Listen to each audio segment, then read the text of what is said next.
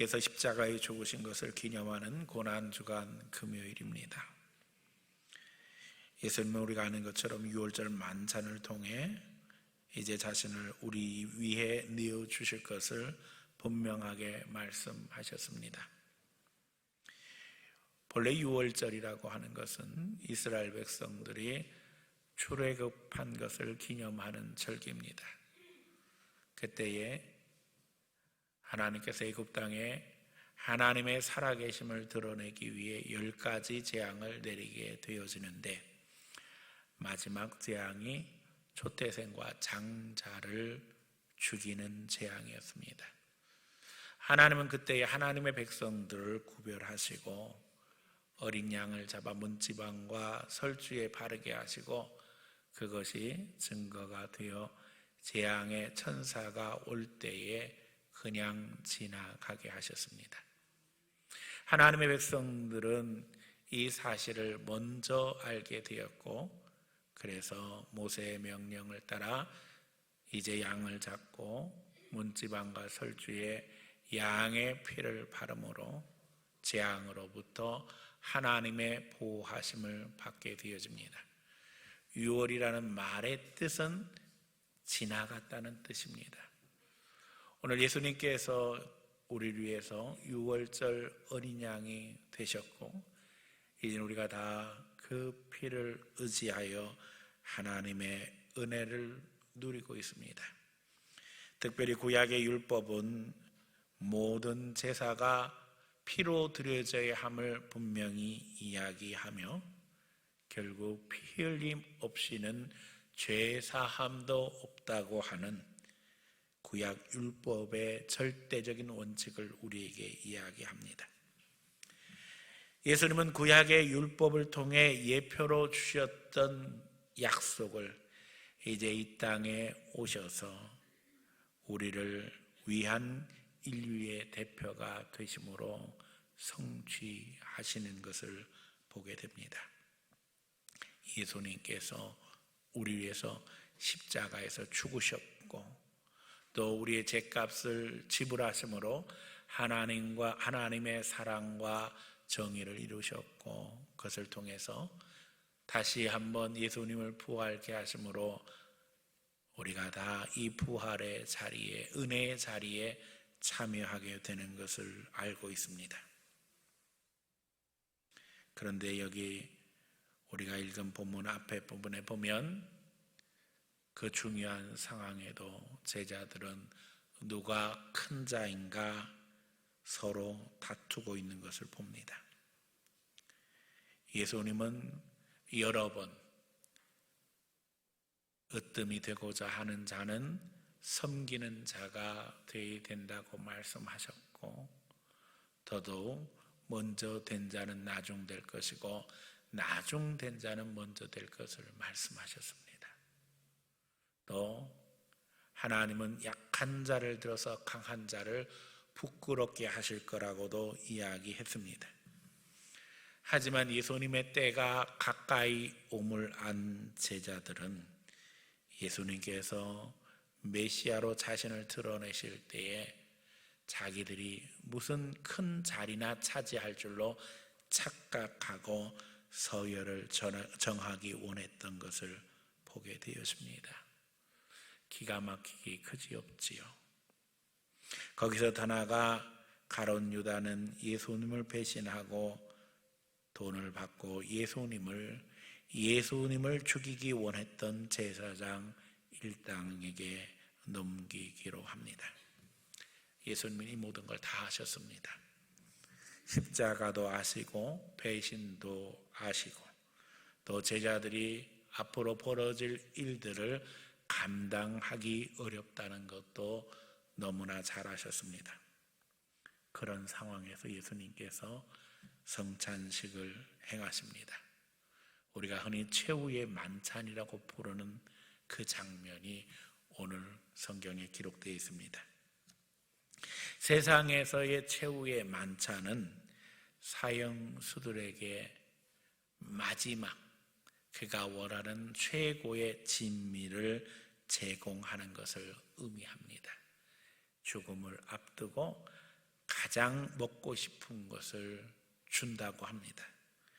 그런데 예수님은 십자가를 지실 것을 아시면서 당신이 원하는 음식을 드시는 것이 아니라 그 마지막 순간에도 그 만찬을 통해서 제자들에게 의미를 설명하고 계십니다. 떡을 나눠주시면서 말씀하십니다. 이 떡은 내가 너희에게 주는 내 몸이다. 또 잔을 나눠주시면서 말씀하십니다. 이 잔은 내가 너희를 위하여 흘리는 내 피다. 그리고는 이제 종의 모습으로 제자들의 발을 씻겨 주십니다. 철저히 낮아지신 모습, 겸손한 모습으로 제자들에게 주님은 주님의 사랑을 가르치십니다. 그리고 이제 오늘 본문이 기록한 것처럼 성만찬 후에 예수님은 기도하러 나갔습니다. 오늘 우리 위해 고난의 길 대신, 고난의 길의 어린 양 대신 예수님을 묵상하며 대속의 제물 대신 주님을 기억하기 원합니다. 오늘 본문 속에서 주님을 더욱 기념하며 묵상하기 원해 오늘 이 시간 주님을 기념하는 시간 되기 원해 주를 기념하라 라는 제목으로 말씀 증거하려고 합니다. 이 말씀 증거할 때에 심령 보혈의 역사, 거룩하신 주님의 은혜가 함께하는 시간 되기를 축원합니다. 첫 번째, 기도하시는 예수님을 기념하자는 겁니다. 예수님은 감람산에서 기도하십니다. 예수님은 모든 것을 다 알고 계셨기에 간절히 기도하십니다. 아버지의 뜻이거든 이 잔을 내게서 옮겨 주시옵소서. 그러나 내 뜻대로 마옵시고 아버지의 원대로 되기를 원하나이다. 예수님은 이 십자가가 얼마나 힘겨운 것인지 너무나도 잘 알고 계셨습니다. 그러나 내 뜻대로 마옵시고 아버지의 뜻대로 되기를 원합니다.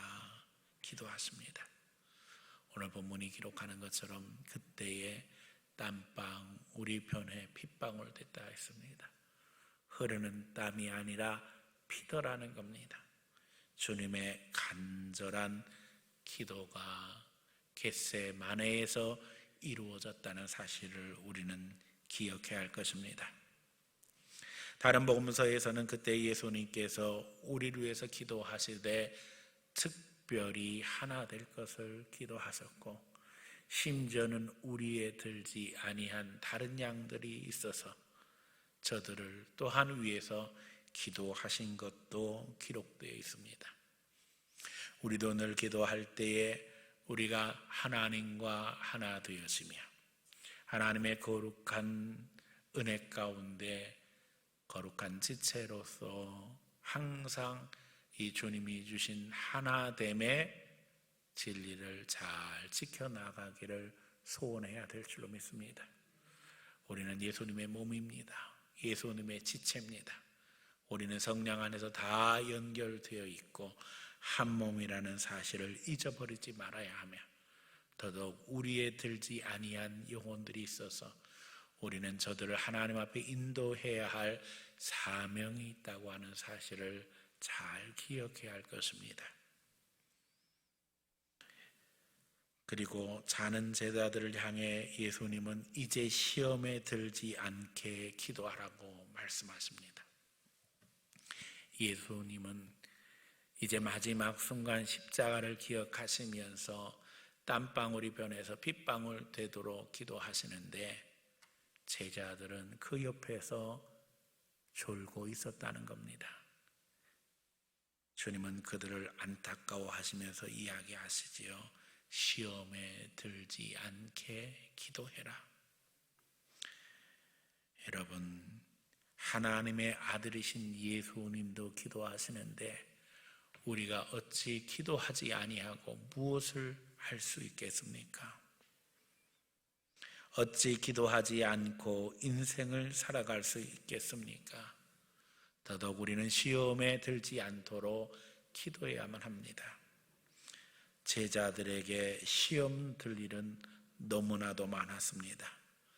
왕이 될 줄 알았던 예수님이 체포되시고 재판을 받으십니다.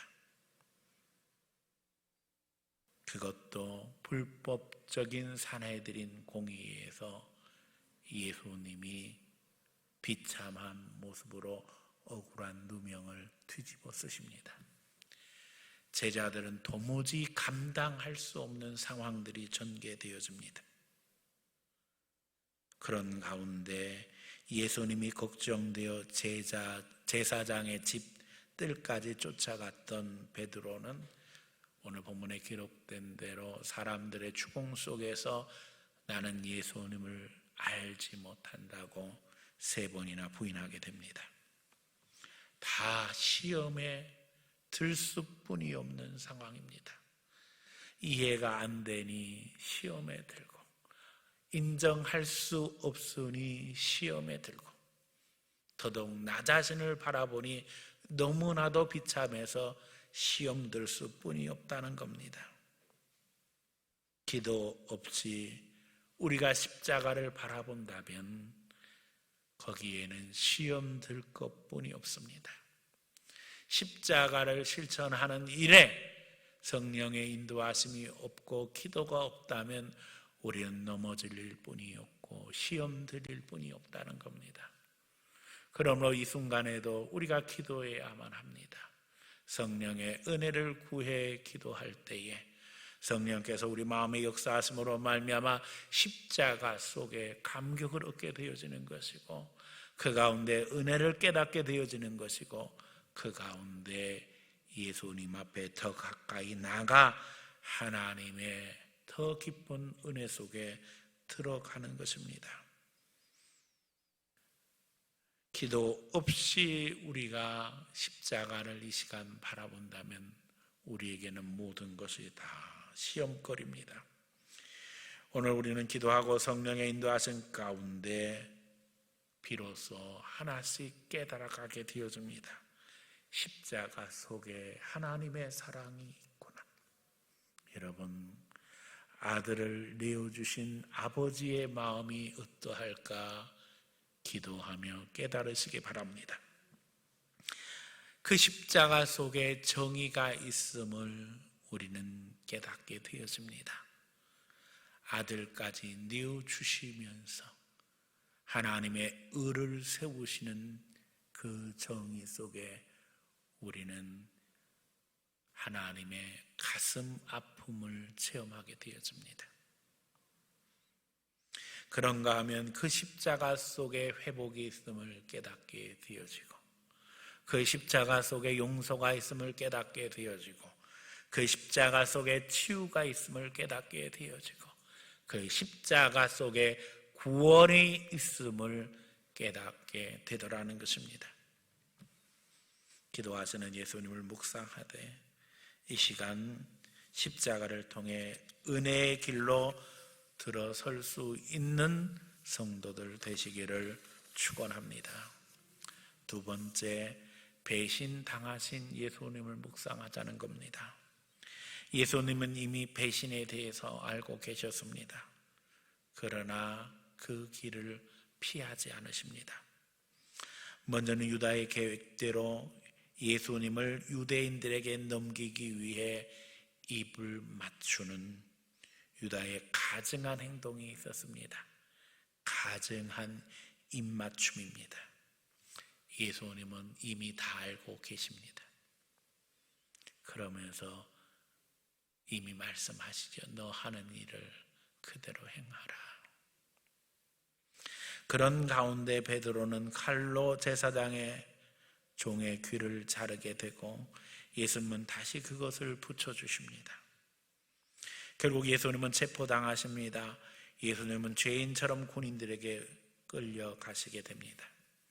마지막까지 배신하지 않겠다고 하던 베드로도 결국 제사장의 집에 이르러서 예수님을 먼 발치에서 바라보면서 예수님을 부인하게 되어집니다. 주님께서는 멀리서 베드로의 모습을 지켜보고 계셨습니다. 배신처럼 마음을 갈기갈기 찢는 일은 없습니다. 예수님 육신만 찢기신 것이 아니라 마음까지 다 찢겨지셨습니다.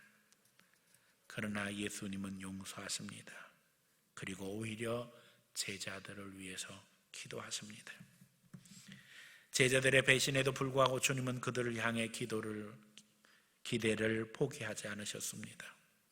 더욱이 그들이 당할 어려움을 알고 계셨기에 주님은 오히려 제자들을 긍휼히 여기십니다. 우리는 여기서 주님 앞에 회개해야 할 것입니다. 주님의 고난을 알면서도, 주님의 사랑을 알면서도 주님을 외면하고 살지는 않았는가? 주님을 거역하고 살지는 않았는가?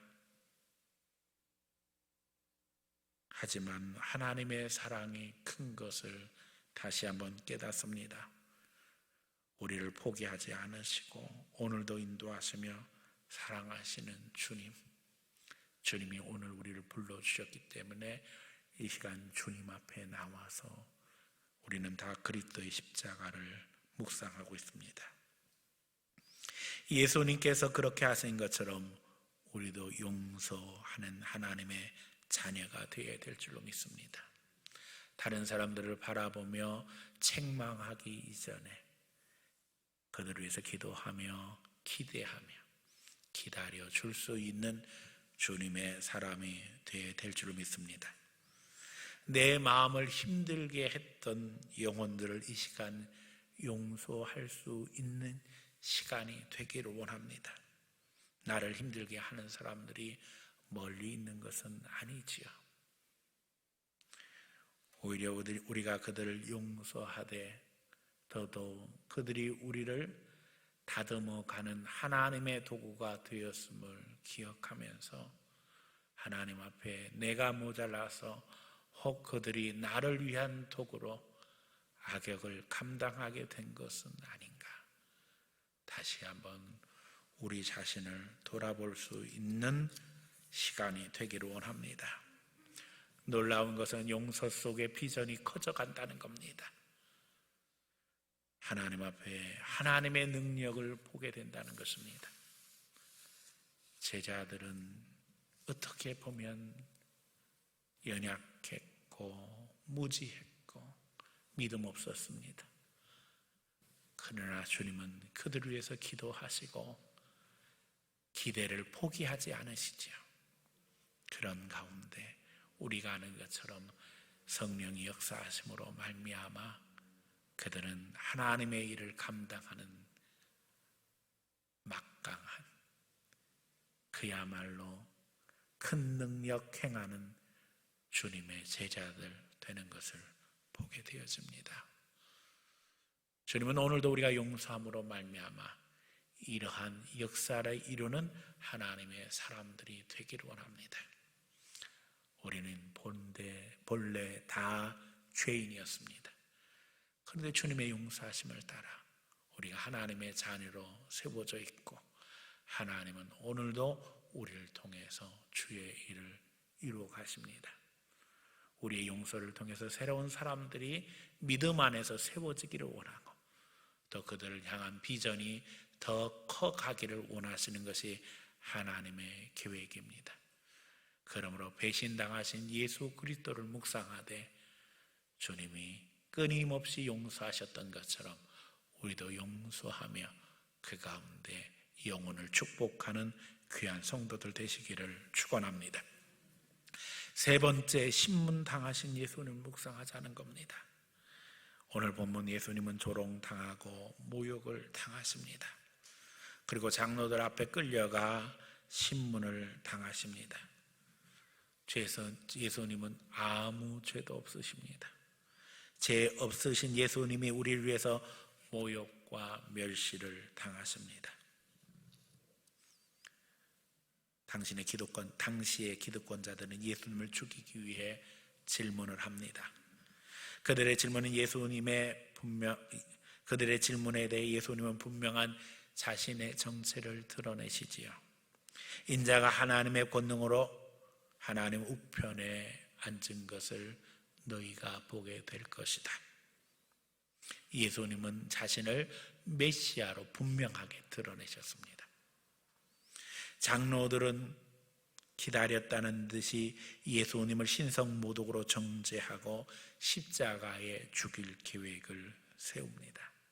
하나님을 모독했다. 그러니 너는 죽어야 된다. 예수님을 몰아붙입니다. 억울한 누명, 말도 안 되는 허물로 예수님을 괴롭힙니다. 그러나 우리는 너무나도 잘 압니다. 예수님은 우리를 위해 모욕당하시고 고문당하시고 억울한 누명을 쓰신 것입니다. 재판장이신 그분이 재판을 당하십니다. 심판주이신 예수님이 심판을 받으십니다. 왜 그렇게 하셨습니까?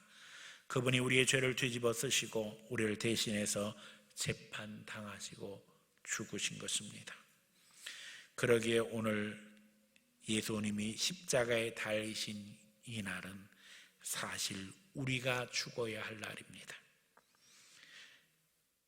예수님이 우리 위해서 대신 죽으셨다고 하는 사실을 생각할 때에 우리는 감격 속에 주님을 바라보며 정작 죽어야 할 당사자는 나였음을 하나님 앞에 고백하게 되는 겁니다. 결국 예수님께서 우리 위해서 대신 죽으심으로 우리는 저주에서 벗어나게 되고 무거운 죄의 짐을 벗게 되었으며 이제 고침받고 회복되며 용서받고 치유받게 되었다는 것입니다. 예수님이 나를 위해 나를 대신해서 십자가 지심으로 말미암아 우리가 비로소 그 피로 죄의 가리우심을 얻고 하나님 앞에 담대하게 나아가게 되었다는 것입니다. 피 흘림 없이는 사함도 없다고 하셨습니다. 그래서 우리는 예수님의 보혈을 찬양하며 은혜의 감격 속에 들어가는 겁니다. 예수님의 피로 나를 살리셨고 내 죄를 대속하셨다는 겁니다. 예수님의 죽으심으로 우리는 생명을 얻게 되었습니다. 예수님이 죄인 되심으로 말미암아 우리는 의인이 되었고 예수님이 모욕을 당하심으로 말미암아 우리는 영광을 받게 되었고 예수님이 십자가 저주를 지심으로 우리는 부활의 영광에 이르게 된 것입니다. 이제 우리는 성찬을 향해 나갑니다. 세례를 통해 예수님과 하나 된 하나님의 자녀로 우리가 그리스도 안에서 한 몸임을 고백하는 시간입니다. 한 식탁에 함께 식사를 하는 믿음의 가족으로 주님 앞에 다시 한번 신앙을 고백하며 십자가의 예수님을 바라보며 우리가 주 안에서 한 몸이며 한 형제임을 고백하며 증거하는 시간입니다. 주님의 귀한 은혜가 우리 모두에게 함께하며 성령의 거룩한 역사 가운데 우리가 주님 앞에 세워지는 시간입니다. 예수님의 십자가를 깊이 묵상하는 가운데 이제 부활의 우리 주님께서 주시는 위로와 소망을 마음에 담고 부활을 준비하며 하나님 앞에 나가기 원합니다.